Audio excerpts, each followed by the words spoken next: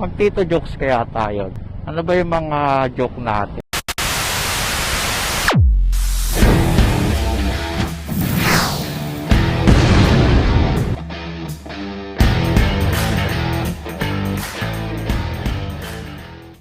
Good morning, good evening sa inyong lahat.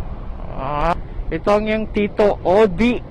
At kayo na sa Tito Moto, chismisan na may konting vlog and anything under the sun, guys. Yeah. Mapag-uusapan natin ngayon, guys, no? Ang hirap mag-content, no? Since wala tayong mai-content. Since ako ang inyong Tito Odi, yung mga may sinasabing mga Tito jokes, mag-Tito jokes kaya tayo. Ano ba yung mga joke natin? Mga Tito jokes, no? Tagal-tagal na mga, teka lang, maghahalongkat lang tayo on the spot. Yeah. Ito guys, no? Guys, may isang bunga, ano ang puno? Mga tanong ng Tito. May isang bunga, ano ang puno, guys, no? Yan, sagutin nyo yan, guys. Kung alam nyo yan, please comment down below. Pero mamaya sasagutin ko yan. Ito pa guys, ano pa ba mga joke natin? Ito guys, no, may isang matanda, ito kwentuhan tayo guys, may isang matanda, no, ano to, may anting-anting, mamamatay na siya, no, yung mamamatay na siya, meron siyang talagang loyal na assistant, yung alalay-alalay, kumbaga, doon niya ipapamana niya yon, yung anting-anting niya yon. Sabi nung matanda, dahil ikaw ay isang loyal. Siyempre naghihingala, gumagat. Bibigyan kita, ibibigay ko sa iyo to ang aking kapangyarihan, pero sa isang kondisyon. Sabi nung alalay, sige po, ano pong kondisyon yun? Tatausting. Tatausting po, no? Basta tatausting. Dinamay pa si tatausting, yun. Yan. Bibigyan kita ng isang pagsubok. Kung ito ay magagawa mo, maibibigay ko sa iyo ang aking kapangyarihan. Ganon. Sabi, sige po. Yun na, ito na. Pumunta sila sa sa bukid, sa kanilang farm, kasi may farm si Tata Usting Sabi, iho, hawakan mo itong pana. Pana, no? Pana. Yan, guys, pana. Sabi niya, nakikita mo ba yung manok na yan? Yung manok daw. Yung manok. Sabi, kung sa matatamaan mo yan, ibibigay ko sa iyo ang aking anting-anting. Kung sa matatamaan mo yan. Gumanon.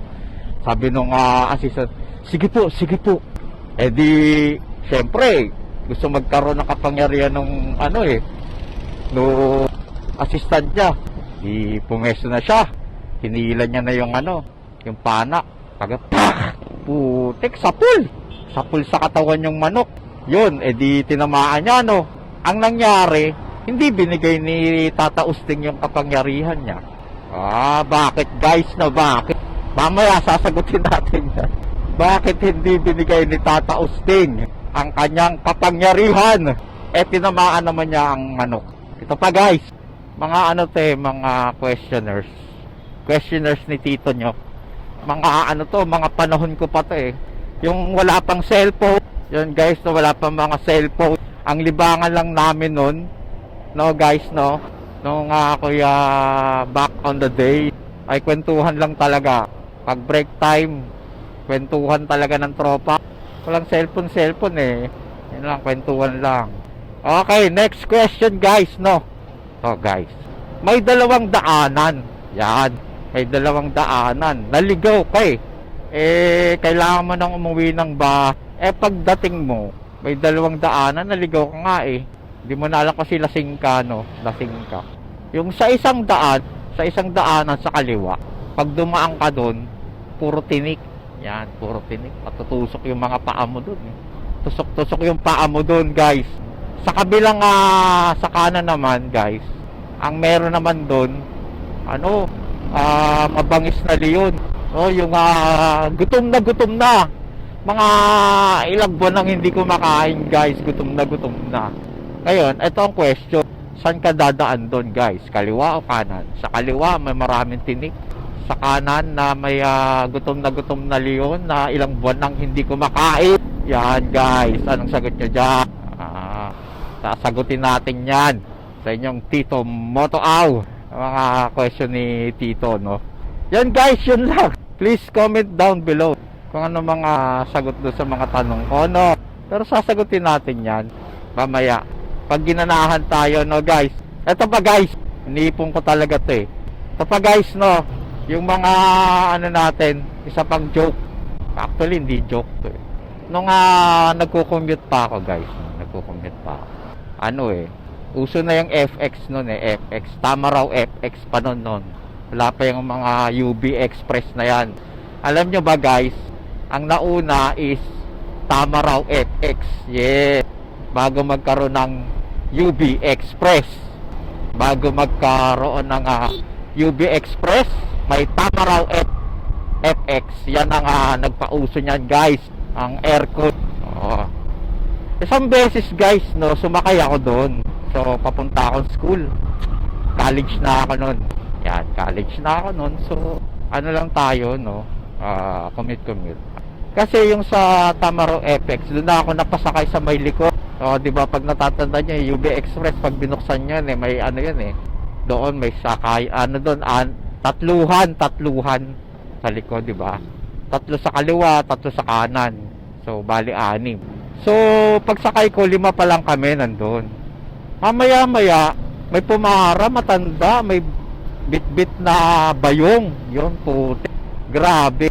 You know, may bayong. Eh di, syempre, tinulungan namin, matanda na eh. Tapos, edi yung Tamaraw FX, kaskasero, mabilis tumakbo eh. Tapos, yung tumatakbo siya, biglang may tumawid, napapreno yung Tamaraw FX, gumanon. Putang, gumanon yung driver, putang naman. Tanga-tanga naman na itong tumatawid na to, para namang hindi, yun. Yung pagpreno guys, no, di ba yung si Manong, may bayong siya eh. Hindi naman nakasil yung bayong eh, di ba? Umano, biglang natumba pa. Puta. Yun na aircon yun guys. Yun na umalingasaw. Una walang nagsasalita, talagang hindi namin makaya yung amoy. Grabe, sabi, tangina ng amoy ito.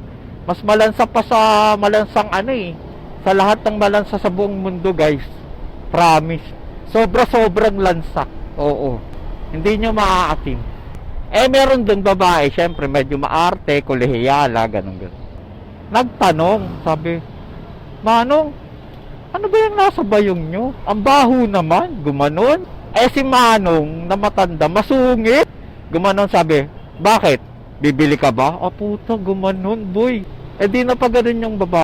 Hindi na tumahimik na lang kami. Kasi, masungit yung matanda Kaskasero nga yung driver, no guys. Ano na naman, nagpreno na naman yung FX. Putik, umano na naman, sumingaw na naman, grabe. Tapos, talagang sobrang baho guys, masusuka ka talaga. Yung likod ng FX, walang bukasan ng bintana. Sealed siya eh. Masusuka ka talaga. Yung isa, nagtanong si kuya. Sabi, Manong, baho naman ng nyo, nang dala nyong sa bayong. Ano bang laman yan? Gumalon. Ganun na naman. Sabi ng matanda, bakit? Bibili ka ba? Gumanon. Sabi puta. Ang sungit, di nagkatinginan kami.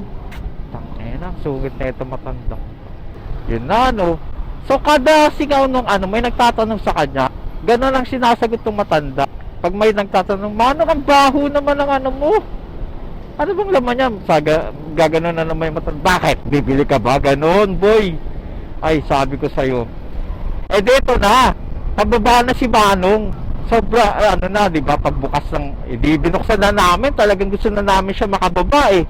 Etong loko-lokong driver, hindi rin pala niya matiis. Hindi pa nakakababa si Manong. Inarangkada niya. Di nahulog si Manong. Tapos, bumulwak lahat ng laman ng bayong niya. Yung putik, yun ang laman. Alam niyo ba yung laman, puta? Ay, grabe yung laman, guys. Hindi nyo matitiis. Grabe.